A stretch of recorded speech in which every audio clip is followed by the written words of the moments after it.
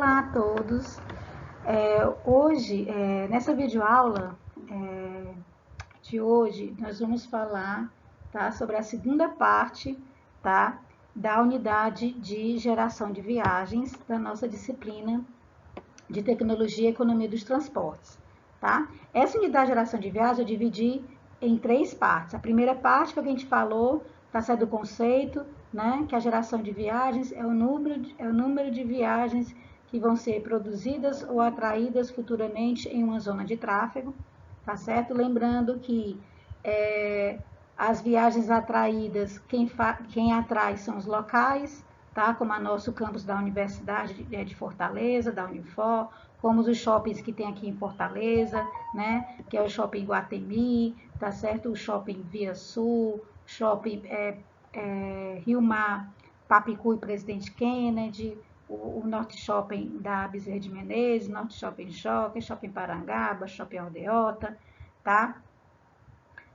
Eu acho que eu não esqueci nenhum, tá certo? E também, por exemplo, o fórum, tá? Os hospitais, tá certo? As escolas, zonas comerciais, zonas bancárias, tudo isso são locais que atraem viagens. Então, essas são as viagens futuras geradas, atraídas.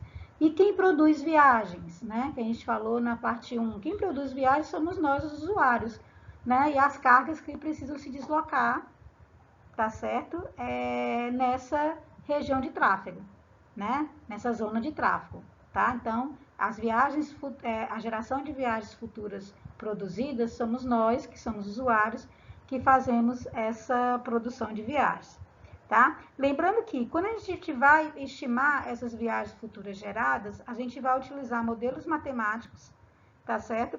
Para poder fazer a estimação dessas viagens. Essa parte 2, a gente vai falar de 2 modelos matemáticos, que é o fator de crescimento, que é muito parecido com a taxa de juros compostos, que você vê em engenharia econômica ou em matemática financeira, né? As disciplinas são muito parecidas, tá? E o análise de categoria, que a análise de categoria eles agrupam residências que tenham características comuns, que daqui a pouco eu vou falar sobre ela. Tá? E para fazer essa estimação, segundo esses 2 modelos, porque o terceiro modelo matemático é a análise de regressão linear múltipla, eu deixei para ser uma parte 3, tá? Dessa unidade. Então, para esses modelos matemáticos, eles utilizam algumas informações que são necessárias para poder você fazer essa estimação, que ele chama que são as variáveis explicativas ou as variáveis independentes que a gente falou na parte 1. Quem são essas variáveis explicativas? São aqueles fatores básicos, tá? Que devem ser considerados. Quem são os fatores básicos? O uso e ocupação do solo, que pode ser residencial ou comercial, tá certo? Os fatores socioeconômicos da população, tá? E as características do sistema de transportes, né? Então, esses são os fatores básicos. Então, esses fatores básicos, que são essas variáveis independentes, são variáveis explicativas para tentar explicar o porquê que acontecem esse deslocamento, tá certo? Como é que eles são utilizados para a gente fazer os procedimentos para gerar essas viagens futuras, tá? Então, a gente parte dessa coleta de informações, né, que é a minha segunda etapa do processo de planejamento. A primeira etapa, tá? Lembrando que é você estabelecer as metas e os objetivos do seu processo de planejamento. A segunda etapa é obter as informações, que é a coleta de dados. A terceira etapa já é o processo de previsão de demanda futura, que a gente está na primeira subetapa desse processo de previsão de demanda futura, que é estimar a quantidade de viagens futuras geradas. Então, a partir da coleta de informações, dessa coleta de dados, tá certo? A gente vai ter o número de viagens no ano base atual, tá? E a gente vai ter essas variáveis explicativas que vão tentar, que são as variáveis independentes, e vão tentar explicar como é que vai acontecer essa geração de viagens futuras. Quem são as variáveis independentes são esses fatores básicos que eu falei. Uso e ocupação do solo, características socioeconômicas da população, tá certo? E a parte das características do sistema de transportes. Aí, com esse número de viagens no ano base, que são a quantidade de viagens atuais, e essas variáveis independentes, a gente vai gerar um modelo matemático que vai ser uma função, tá certo? Desses fatores que vão contribuir para a formação, para a criação dessas viagens futuras geradas, tá? Que são essas variáveis independentes: uso e ocupação do solo, características socioeconômicas da população e características do sistema de transporte. Lembrando que o uso e ocupação do solo, você tem que considerar se a área ela é residencial ou se a área é comercial. Tá? E aí você vai determinar essas funções ou modelos matemáticos em função dessas variáveis independentes.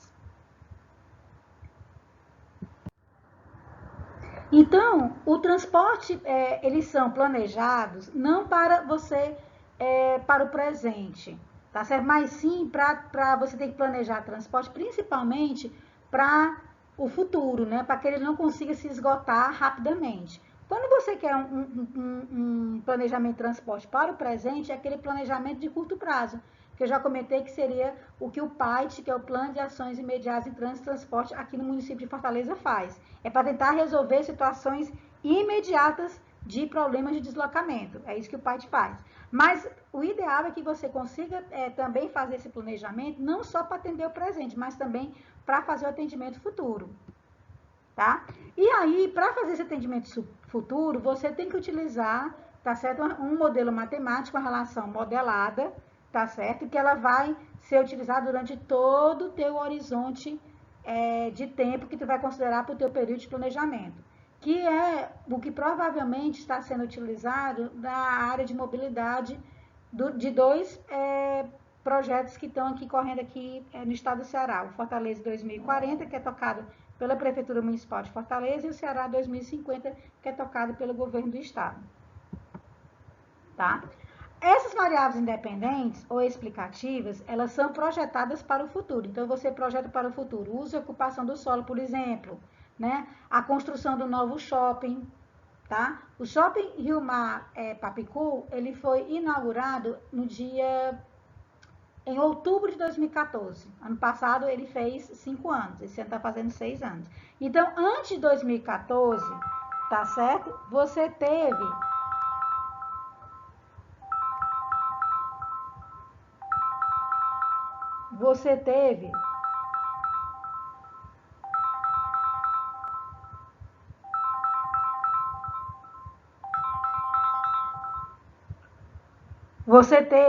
tá certo?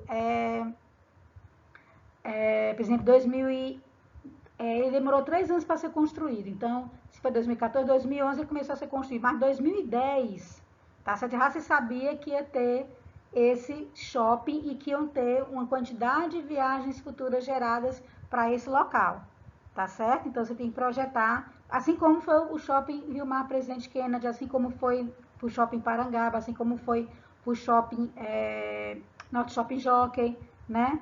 Adotou-se esse padrão.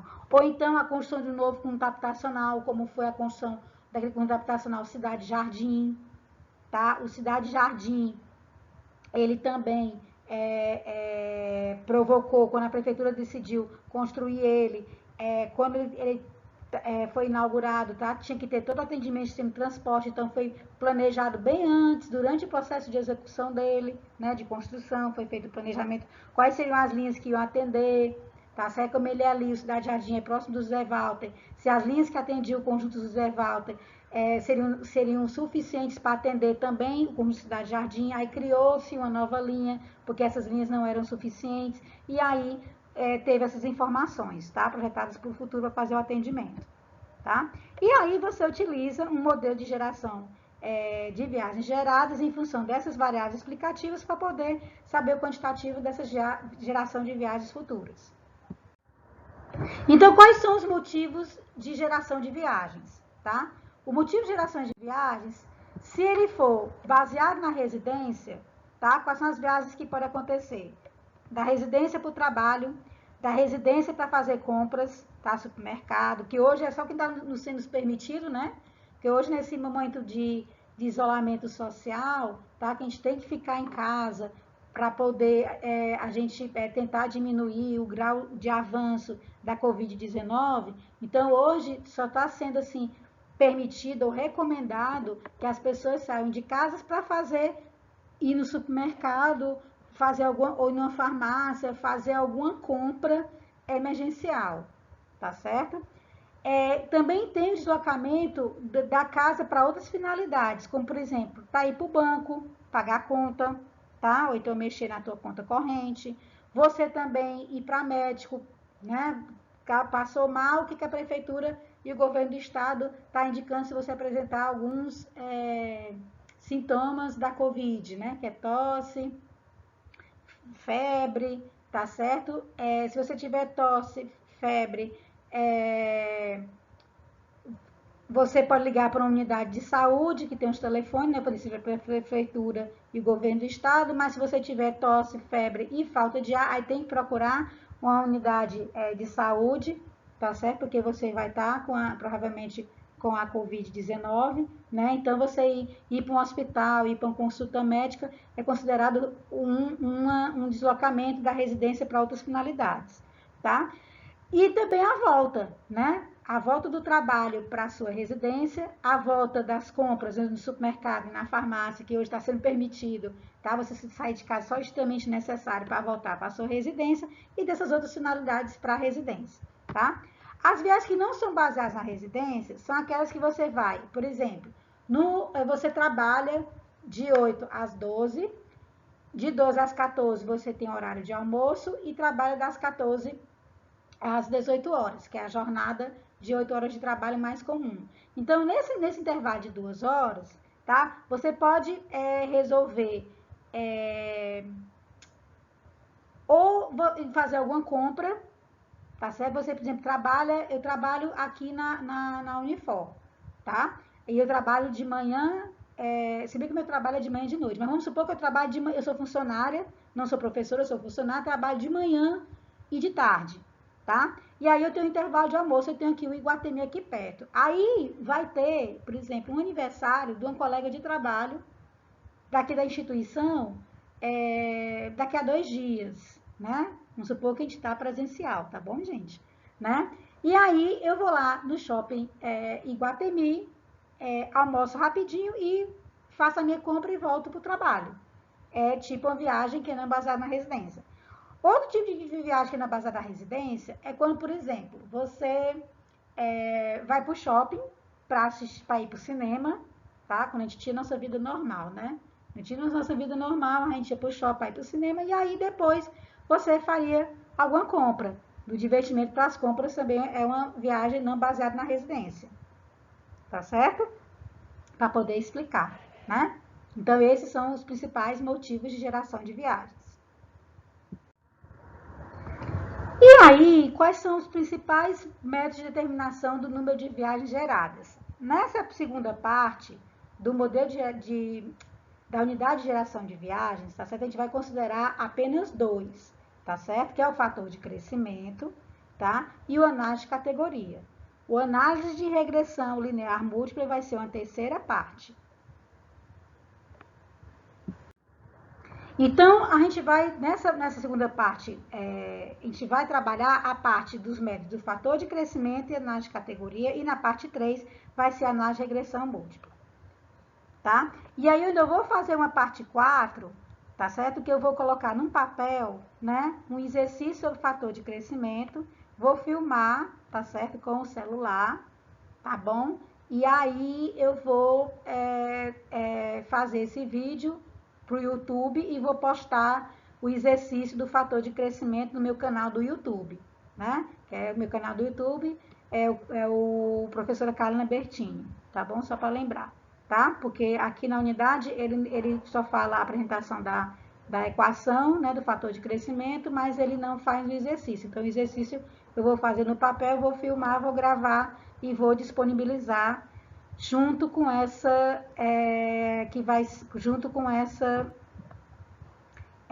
parte 2, tá bom? Para complementar a parte 2. Então, o método fator de crescimento, tá certo? Ele é um método simples, tá? Bem simples, porque ele vai estimar uma taxa, né? Que ele acha que o tráfego ele vai crescer, né? Segundo esse percentual de taxa, tá certo? Geralmente são projetadas para ele considera um ano base e geralmente são projetadas para um dado tempo futuro e aí ele vai aplicar essa taxa ou esse fator de crescimento aos dados atuais, tá certo? E ele também, esse modelo de fator de crescimento, que é um dos mais simples que tem, ele também é adequado para você projetar aos volumes de tráfego interzonais. Então, o meu tráfego futuro, tá certo? Que é dado por essa variável TF, tá? O meu tráfego futuro daqui a, por exemplo, a 5 anos, tá? Ou então, meu tráfego, hoje nós estamos em 2020. Qual vai ser o meu tráfego futuro para a Avenida Washington Soares, né? Para 2040, que é o Fortaleza 2040, né? Vai ser o tráfego atual considerado hoje para Washington Soares em 2020, multiplicado por um fator de crescimento, tá certo? Quem é esse fator de crescimento? Aí, o fator de crescimento, gente, ele é aquela composição de taxa de juros compostas, tá certo? Ou taxa que é utilizada em engenharia econômica e em matemática financeira, tá certo? O fator de crescimento, ele vai ser 1 mais a taxa unitária de crescimento elevado ao teu período de crescimento. Por exemplo, nesse exemplo que eu dei de 2020 para 2040, quem vai ser esse período de crescimento? Vai ser 2040 menos 2020, que vai ser 20 anos, tá? Se eu colocar que a minha taxa unitária de crescimento por ano, ela vai ser, por exemplo, 5% ao ano, então esse fator de crescimento, ele vai ser 1 mais 0,05, porque eu tenho que transformar para o percentual em decimal, elevado a 20. Então, meu fator de crescimento vai ser 1,05 elevado a 20, tá? E aí eu pego esse 1,05 elevado a 20, tá? E vou multiplicar pelo tráfego atual e obtenho o meu tráfego futuro, tá? Tem um segundo modelo utilizado em método do fator de crescimento, que ele chama o método do fator overgrade, porque no fator de crescimento, segundo uma taxa unitária de crescimento, você faz uma suposição dessa taxa. Nesse fator de crescimento aqui, ele é um pouco mais confiável, tá? Que ele utiliza 3 relações, ele multiplica 3 relações. A primeira relação é a relação entre a população futura e a população presente na zona, que é o I' sobre I, vezes a relação entre a densidade futura, que é o M', dividido pela densidade atual da zona, que é o M, vezes a minha terceira razão, que seria a relação entre a utilização de carros de passeio no futuro, que é a V', vezes a utilização de carros de passeio hoje. Então, esse é um fator de crescimento mais recomendado. Só que eu particularmente, eu acho que o fator de crescimento, segundo uma taxa unitária de crescimento, ele já é satisfatório e é o que a gente vai trabalhar como exercício, tá? Que eu vou apresentar, eu vou gravar ele feito num papel, tá bom? Para poder explicar, tá? Pra vocês terem noção como é que faz. Então, esse é o método fator de crescimento.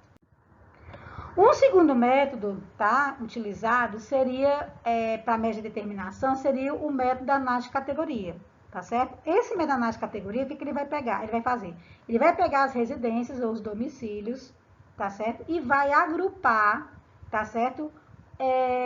Por categorias ou por famílias que tenham características semelhantes, tá certo? E aí vai determinar a taxa de geração de viagens relacionada a cada categoria, tá? A unidade básica desse método é a residência, tá certo? E aí ele vai ter uma hipótese de que a taxa de geração de viagens para essas categorias das famílias vão permanecer constante durante o teu horizonte de tempo, tá? Ela vai permanecer constante no futuro, tá ok?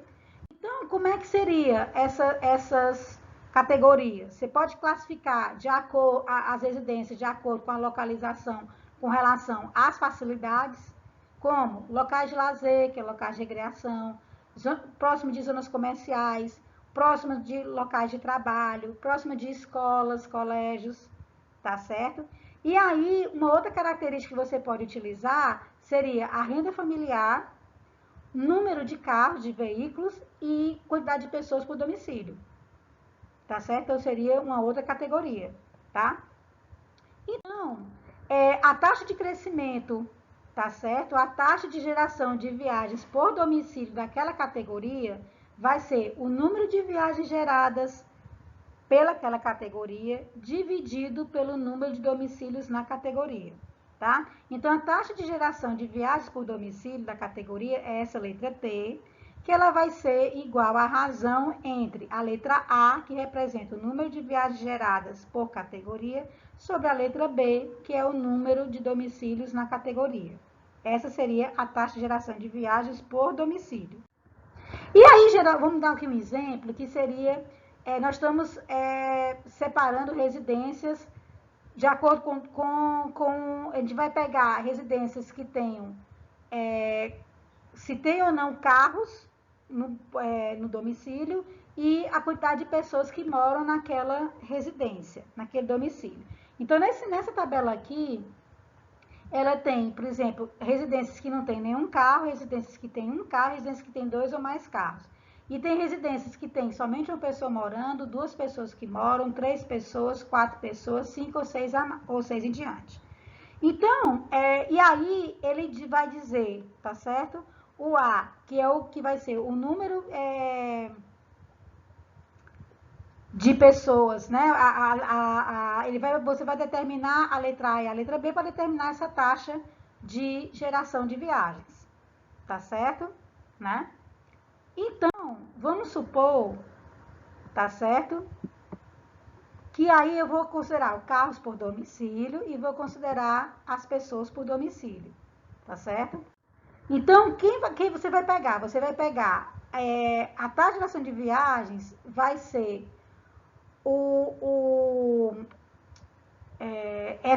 você vai pegar essa taxa, que é dividir o A por B, tá certo? E vai multiplicar pelo número total de domicílios no ano meta daquela respectiva categoria, tá certo? Então, essa seria a tonelagem de categoria. Lembrando que o T, por exemplo, se você tem naquela tabela que a gente mostrou no slide anterior, se você tem um carro, tá certo? E 2 pessoas por domicílio, tá? Você vai cruzar esse um carro com 2 pessoas, aí você vai ver quem é A e quem é B, vai dividir o A pelo B e vai determinar a tua taxa de geração de viagens. E aí você vai pegar essa taxa de geração de viagens e vai multiplicar pelo número total de domicílios relacionados a essa categoria. Entendido?